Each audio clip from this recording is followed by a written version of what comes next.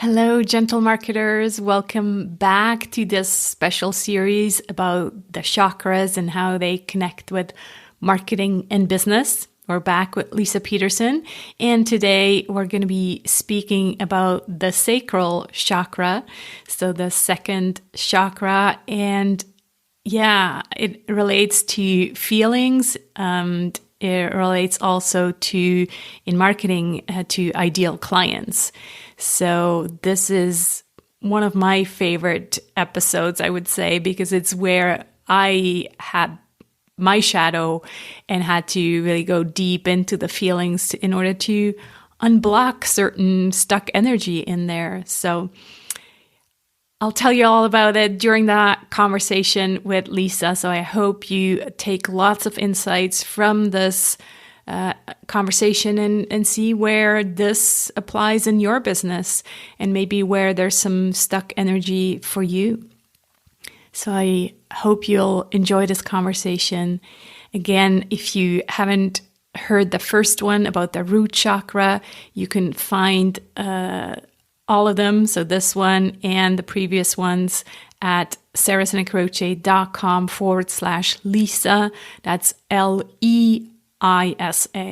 So sarahsanacroce.com/Lisa. And we'll mention a bunch of other links during the conversation. So they'll all be on that page as well. Thanks so much for listening. And don't miss the next one where we're going to go further up the energy centers. So talking about solar plexus and heart. But right now, let's focus in on the sacral chakra. Enjoy.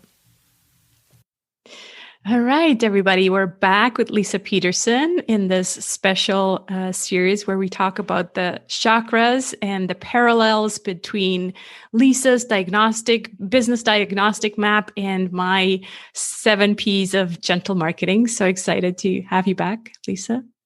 Thanks. It's super fun to talk with you. Yeah. So today we're going to go dive into the sacral chakra. And I'm a bit nervous because, as you know, this is like my big thing. So, but before we go there, maybe just start by, again, mentioning where it is and kind of what topics we can find there and how they relate to marketing and business. So the sacral chakra is in the lower belly, and this is orange in color. This is all about creativity, right? Because this is the place where, for women, this is where we create life. And it's also very interesting that it ties into desire and this, wanting and not this like unhealthy desire, but a very healthy desire of like, I want something and it's really important to me.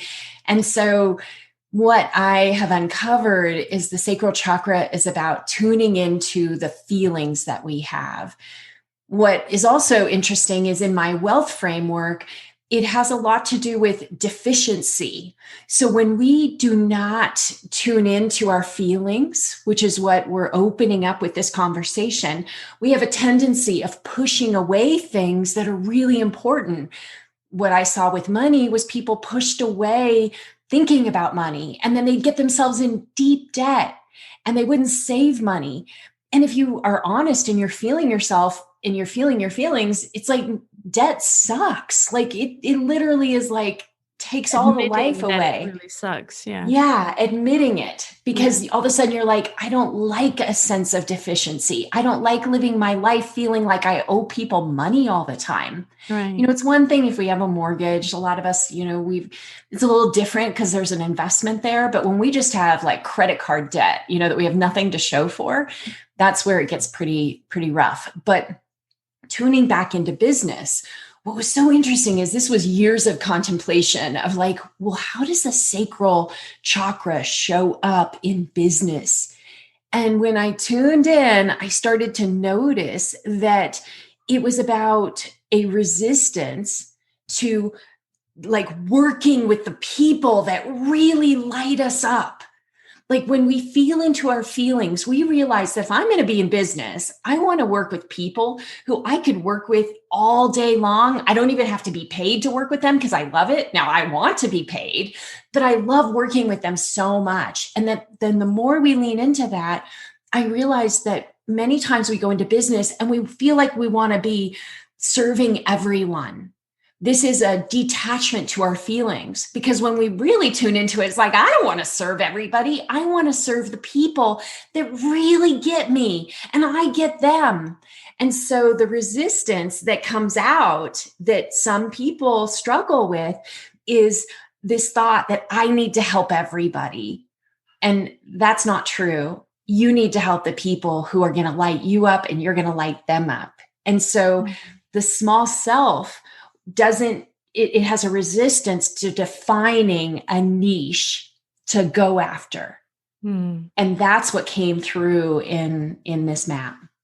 That's so interesting. Yeah. As you know, we worked on this together, and yeah, it's just fascinating to kind of look back, and I talk about this in the book, and basically what I noticed for me is, feelings. It's funny when you brought up this topic, sacral chakra feelings. I'm like, what does this have to do with anything? Let's move on. Right.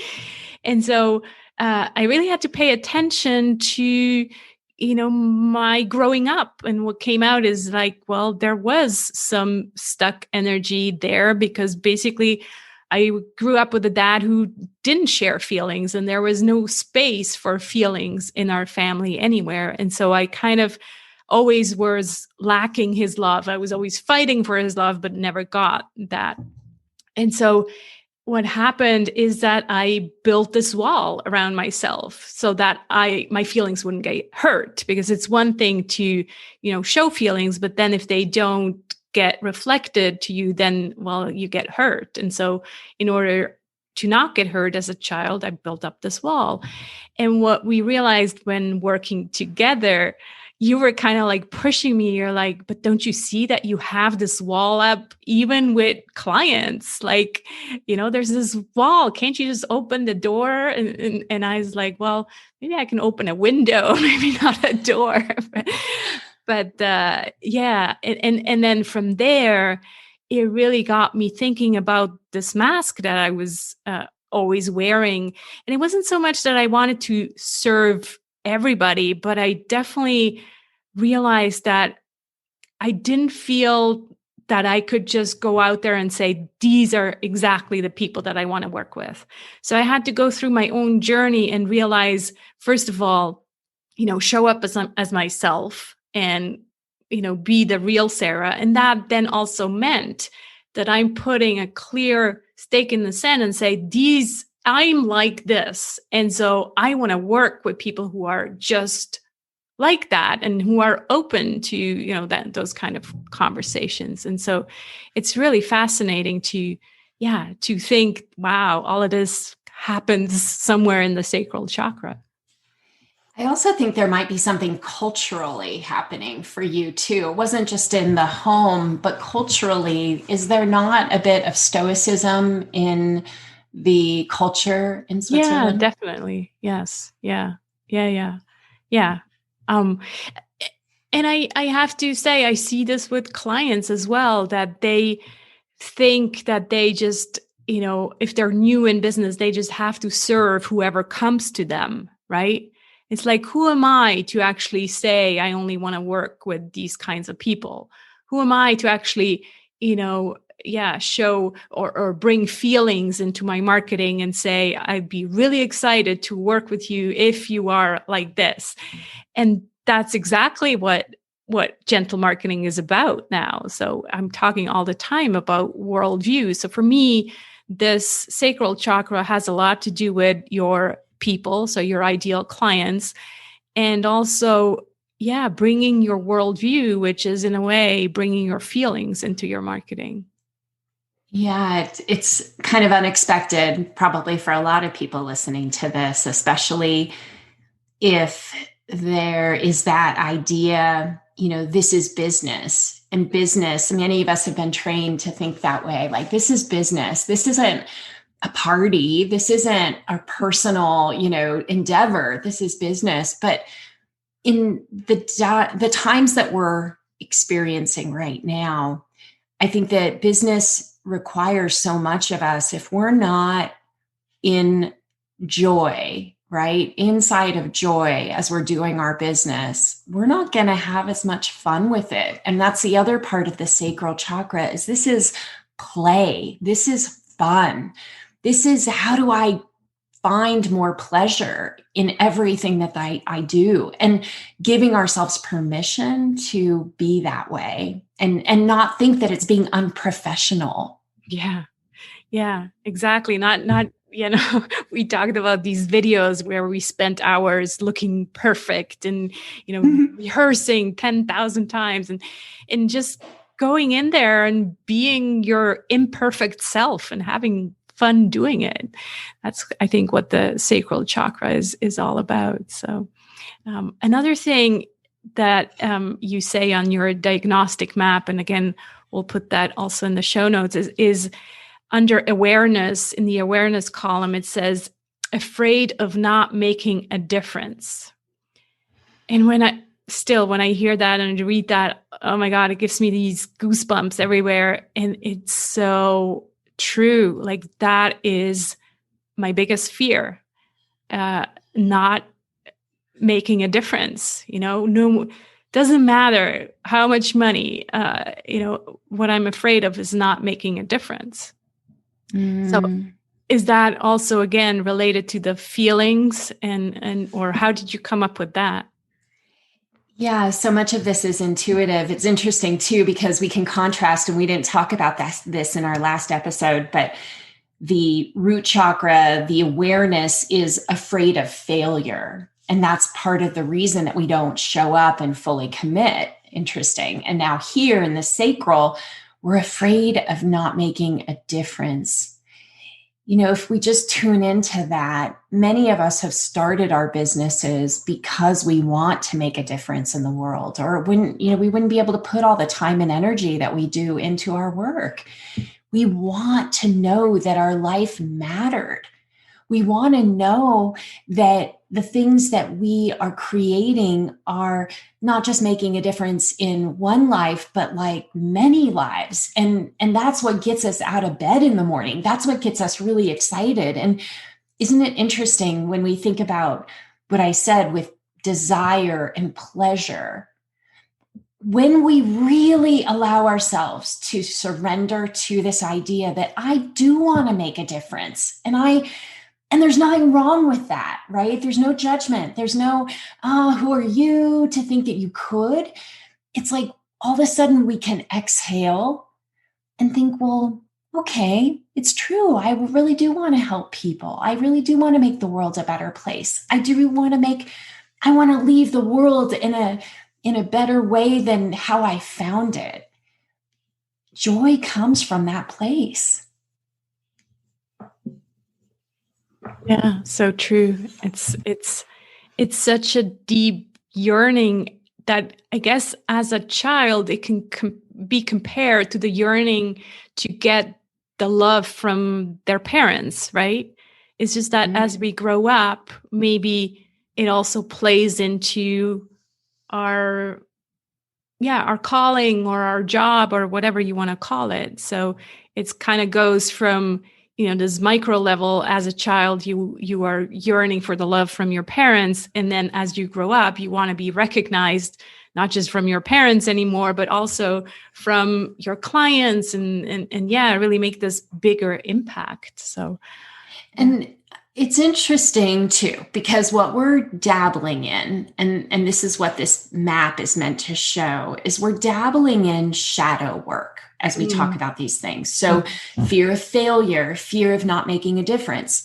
Now, what's so fascinating about shadow work is that as long as you are in resistance to something, you are still held hostage by it. Right. So if you're in fear of failure, you are held hostage by failure. It will keep you from doing what you really want to do, right? If you're held hostage by this idea of making a difference, this is on the other side of it, then you can be so scared to take chances, to take risks in your business. Now, when you say, you know what, I do have some childhood stuff that causes me to want to feel appreciated at this level, feel not even appreciated, just feel like I am helping people. There's a part of me that wants that. You no longer make that wrong and you allow it. All of a sudden, it no longer has that same degree of energy and you're able to move forward and you're like, it's okay if I make a difference and it's okay if I don't. Like, I know that that motivates me and I love that part of myself, but it's not all of me either. I think that's where the fun and joy comes in again. It's like, well, if you make it such an exaggeration of focus, oh, I just have to make this difference, then it probably isn't so much fun and joy anymore. If you can kind of let go of the outcome of the grasping, then you can just enjoy the ride. And yes, like you said, if you do make a difference, that's awesome. And you know, I don't think there's another. You will always make a difference. Just it's where you focus on that matters so much. Well, it's an attachment, like you said, to an outcome. We are never going to be as powerful and as confident if we are focused on the outcome being the thing. Right. If we are able to be in the moment and saying, I love doing what I'm doing, even if the outcome doesn't look exactly the way I think, that's where we get joy. Not by making our life all about the outcome, because there are going to be plenty of outcomes that do not work out the way we want. And if that's all that matters, we're not going to be very happy in the end. Yeah, because we don't have control over, all the things that we do. Yeah. I just want to bring in also kind of a personal note, because as we know, as entrepreneurs, our personal life is very tied to our business life as well. And I do also think that really paying attention to this shadow and to this chakra work in terms of the sacral chakra, it actually helped my personal relationships as well. Like this wall, I wasn't just having this for clients, I built this also for other people, even my husband. And so that really, like I see a huge transformation in terms of my, personal relationship, the closeness, the openness to letting people in. And again, there are no attachment. So without, having some kind of idea of an outcome, but just saying, let's just have fun with this. Let's see where it takes us. And without always thinking, oh, what's the risk? What if I open up here? And then what are they going to do? How are they going to cheat me or whatever? So I think it always plays, everything we do about the chakras obviously impacts the personal life, but then as we are discussing now, also our business and marketing, it's fascinating. Well, I know the P here for you is around people. So we're tuning into these relationships that we have with people and the intimacy that gets created. And what's so cool about becoming, defining a niche and becoming hyper-focused on what it is that niche is. What are the problems that they're dealing with? What are the challenges they're facing? What are the solutions that you have that nobody else does exactly like you, for them? But when we do that, we build more intimacy, more connection with the people that we most want to serve, and they know it. And we can do this one-to-one, and we can also do this one-to-many. It's so cool because our business becomes so much more interesting when we really lean into this. And I've been spending a lot of time on this part because I think this is where most of us need more help of like, what does that mean? How do we get inside of other people's heads? Not in a grasping, I want to get something out of you, but because I really want to connect with you and I really want to be in service of what it is that you're struggling with. Yeah. Yeah. Like I talk about in the book, we've been taught in marketing to focus on people's problems and, then really hone in on their problems and kind of, in a way, make them feel bad about their problems. At least that's how it felt like to me.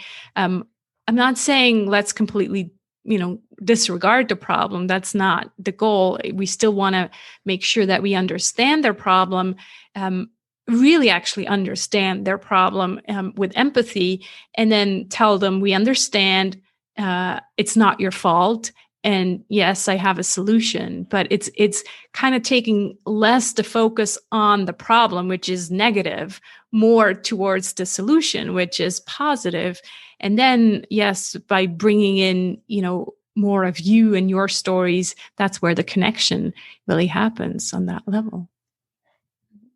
One of the things I think that is very helpful to think about in this particular area, what we're talking about, is that people are not going to buy something that they've already solved from you. Right. They're not going to buy something that they already have the answer to. Right. The reason that they are looking at working with you is because they know they have a problem that you are able to help them solve. If you don't highlight the problem enough and let them see that you are actually focused on solving that problem, you're not actually helping them, period. Right. Yeah. Yeah. It's not about hiding the problem. It's like everything. It's always how you talk about the problem, right? Yeah. And the fact that you're one of many people that could be potentially solving this problem. And all the more reason why you really want to lean into your unique qualities, the ways that you approach your business, the ways that you're in service. Like, get into the nitty gritty of how it is that you solve that problem, because then they can make a really educated, well-informed decision without any of that icky bullshit stuff that both of you and I do not want to be involved in. Exactly. Yeah. So let's get back to the sacral chakra. So what specific advice do you have for kind of healing that, or at least looking at the shadows that are stuck there? What first comes up is great job on even finding your way to this conversation, because I think what we're talking about here is already beginning the shift. Like, people are leaning into where they might be holding back on their feelings and their desire for a certain sort of not outcome, because we kind of butchered that.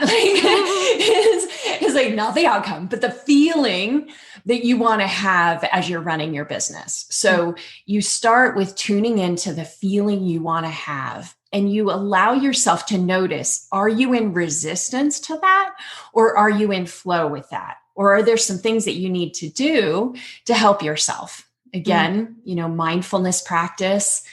I'm actually curious about, what do you think helped you so much in breaking that veil, breaking the wall? What was it for you?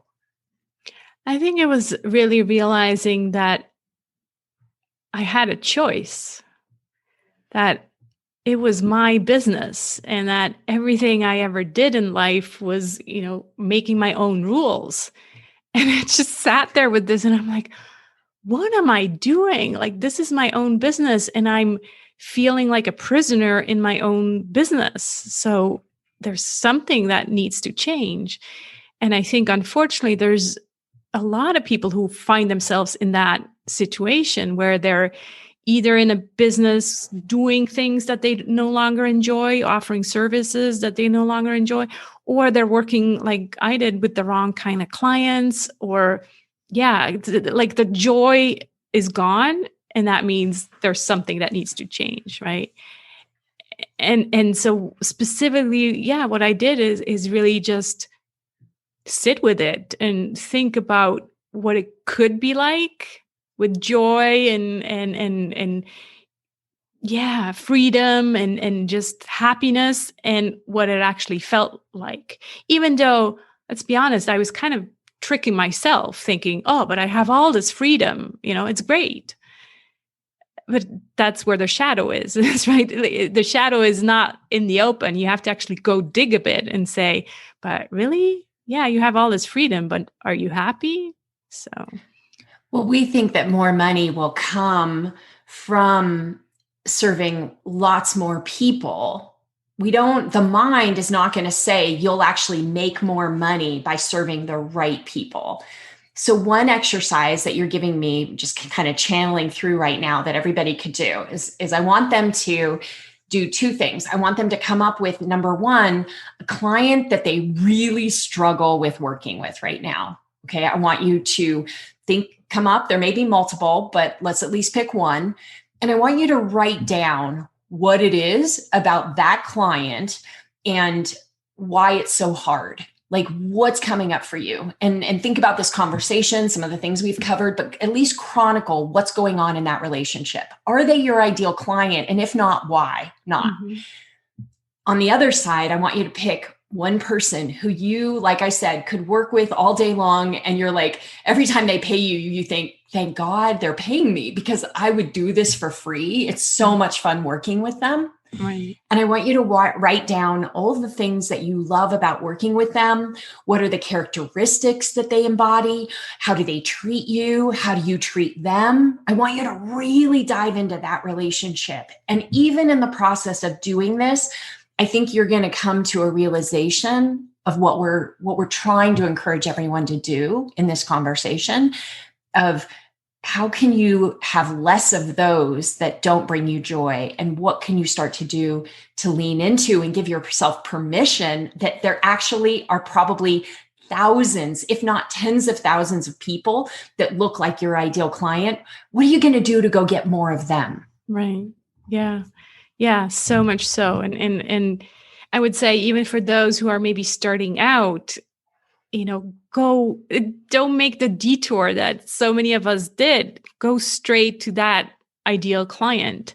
It sounds scary because you're like, well, but then there's all these people that, I'm missing out. But again, 5 years from now, you'll remember this conversation, hopefully, and think, thank God I went straight towards the ideal client, because you're just, one thing we didn't talk about, Lisa, is the sustainability, right? It's like your ideal clients, they will keep referring more ideal clients to you. And there'll be longer relationships because it feels so good to work with you. Where if you work with the wrong kind of people, well, they keep referring those wrong kind of people to you. And so it's kind of this constant hustle. That's what it felt like for me. It was this constant hustle where actually a joyful business shouldn't be a hustle. It should just be, I'm not saying you're going to give up on marketing. Of course, you will continue marketing, but it will be, you will be building a sustainable business because it's built on the long term for you as well. Because if you work with the wrong clients, guaranteed 5 years from now, you're going to burn out and you're just like, I can't do this anymore. So I love it. Yeah, it's all so helpful to be thinking about. Yeah, thank you for having these awesome conversations. I want to mention a couple of links. So you can visit sarahsincroce.com/Lisa. That's Leisa. And on there, I'll also post the chakra quiz that you have. Otherwise, also, you can go over to the wealthclinic.com. We'll definitely post that there too. Then what else? I'm going to put on there, Gentle Confidence course, your diagnostic map. So the visuals, so people can go over and look at that in the one-page marketing plan for gentle marketing. So yay, this has been a fun second episode of this series, and we'll be back next week and we'll talk about the heart chakra. So that'll be an interesting one too. So tune back in then. Thanks so much, Lisa. And the solar plexus too. Yes. Exactly. Thank you. Thank you. Take care. See you next time.